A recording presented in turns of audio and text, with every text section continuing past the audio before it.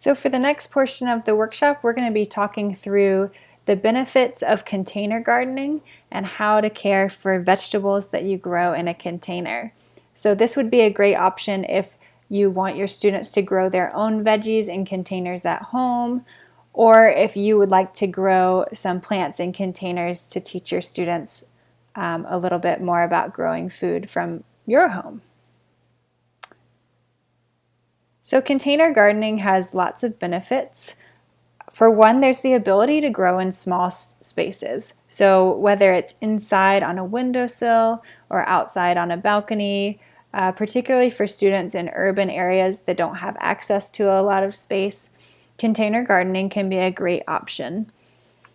There's also the benefit that containers can easily be transitioned from the outdoors indoors. So you can start things in the warmer summer months, and once it starts to cool down, you can bring them indoors if they're in a container. Likewise, you can start them indoors in the cold months in the winter and take them outside once the spring, starts warming up. For when we're thinking about the fall season, container gardening is great for a lot of the plants we can grow in the fall. So things like lettuce, spinach, turnips, radishes, peas, these things are all really great to grow in a small area, and they don't require as much soil as something like a zucchini plant or a pepper or tomato. So even if you have a small space in a small container, you can still grow a lot of our fall greens and roots as well as herbs. And the last benefit of container gardening is that it can be a low cost. So if you're upcycling containers or going to the thrift store to find containers, or even just buying some low-cost plastic planters, in general, container gardening can be pretty reasonable. So here we have some examples of different containers and some fun ideas to go along with them. So in this container, this is designed specifically for a balcony. So you can see it has a space where it can either hook on to a 4-inch balcony or a 6-inch balcony. And this can be a really great option for people that are living in tall apartment buildings that want to really utilize their balcony space. This is another one designed for a balcony or a railing, and it just hooks on over the back. We also have this here. This is a grow bag. So this is actually a fabric bag designed specifically for container gardening. The way that because it's fabric, it's more porous than something like plastic. So that actually promotes healthier root growth. It promotes really strong roots as opposed to really long roots that kind of wind around and get root bound like you'd see in a plastic pot. So grow bags are a really great option. I highly recommend those. Here we have some upcycled containers. That's also a fun art project for students. You can see these are just a variety of plastic containers with some holes cut in them. This is kind of your classic plastic container. And I love this picture because it just illustrates how much you can get from, a relatively small container. There's probably, 6 to 8 heads of romaine lettuce growing in there, which is amazing. And then this is another one of my favorites. This is a great way to utilize vertical space. This is actually a shoe rack that's been upcycled. And if you're going to do this, you just want to make sure that either the fabric is porous enough that it's going to have drainage, or you can come through on this bottom row of each one and cut out some little drainage holes. But that's a great option for greens and for herbs. And again, that's a really great way to utilize vertical space. So when you go to select a container, you want to consider what you already have on hand or materials that are appropriate cost. You can always DIY or upcycle things like we mentioned on the last slide. These are just buckets, and if you're going to use a bucket like that, you just want to make sure you drill some holes for drainage in the bottom. Drainage is really important with containers. This is another DIY project for actually a self-watering planter. So it has a drip tray in the bottom, and it also has a water bottle here. So if you're interested in building a self-watering container, that could be a fun project to do with students.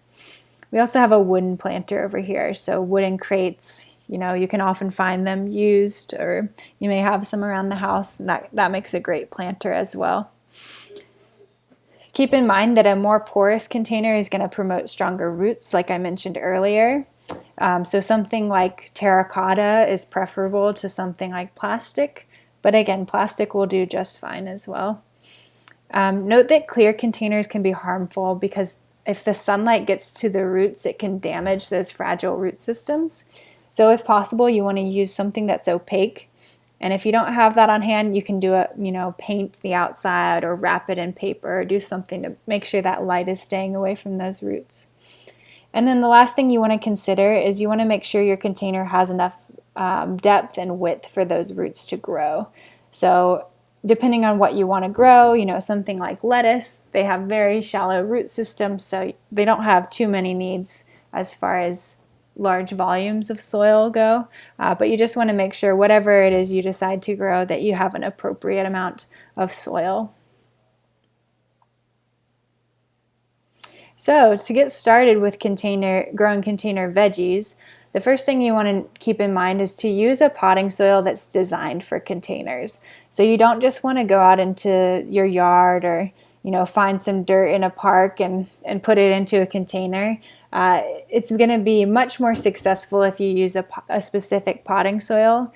One, because it doesn't get packed down as much as soil you might find in your yard. And secondly, you just want to make sure it's going to have all the nutrients that plant needs to survive. So you can also add compost. If you have a worm bin, that would be a great place to add in your worm compost. And any organic fertilizer, if you have it on hand, that would work well too. As far as watering goes, if you have your containers outside of the direct sun, you're probably going to need to water every day. If they're indoors, maybe once or twice a week. They don't have to be watered as much because they're not exposed to the wind and they don't get as harsh as sunlight. But you can always do the finger test, similar to what we do in the learning garden.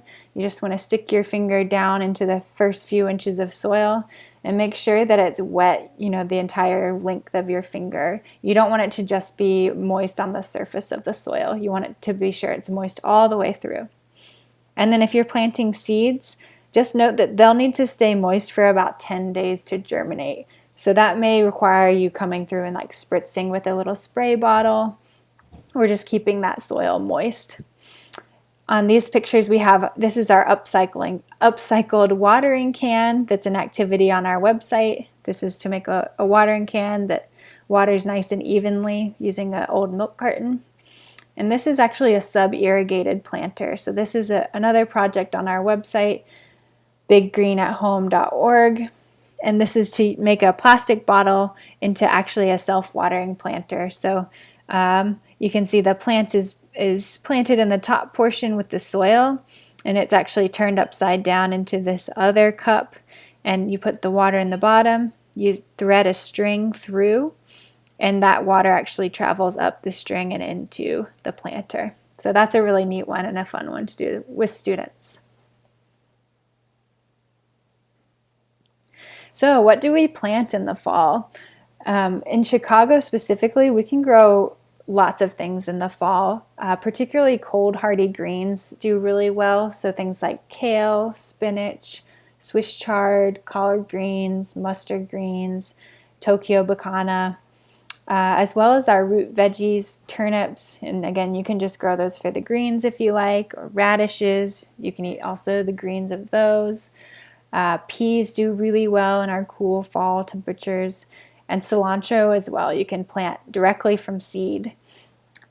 This is in addition to any herbs you may have left over from the summer. So your chives, oregano, rosemary, thyme, sage, all of those things. If you have them in a container, or you want to put them into a container, you can always bring them inside once it starts to get too cold for them. So something like rosemary, they tend to die when we get our really cold winter temperatures, but if you're able to bring them inside, you may be able to have them last until next year. So I just want to call attention to some other learning garden activities we have that can be done at home. So all of these activities and many more, recipe videos and lessons can all be found at our website, biggreenathome.org. But a few things you may want to try if you didn't try them this spring with virtual learning, things like seed starting, really simple to do at home, regrowing scraps from the kitchen, so doing a kitchen scrap garden, growing things like lettuce and green onions that will grow again if you save the bottom bit of them. And then something like herb rooting, where you take a cutting of a full plant and put it in some water and watch the roots grow. These are all great, really low material things that can be done at home.